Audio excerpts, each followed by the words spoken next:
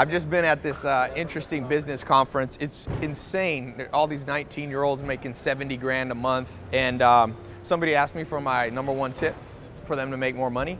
And I said, look, ignore most people. Most people don't know what they're talking about. But when you find a few people that actually do know what they're talking about, listen to what they say. And that's the secret of life in all areas.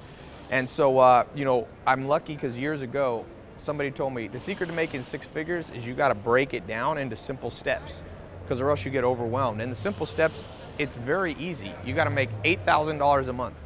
If you break that up in 30 days in a month, you don't even have to make $300 a day. You need to make $200 to $300 a day. Now the question is, you know, how can you figure out how to make $200 to $300 a day? I think the biggest trend and opportunity of 2017 is for you to get small businesses to pay you to do their social media marketing. They'll pay you because these old people that own businesses, they know how to run business, but they don't know anything about Instagram, Snapchat, email marketing. So I created a course. I'm gonna put a link. Click the link below. It might be above or somewhere up here. Click it. I got a free presentation that you can sign up for. It's quick and easy. It'll explain to you this.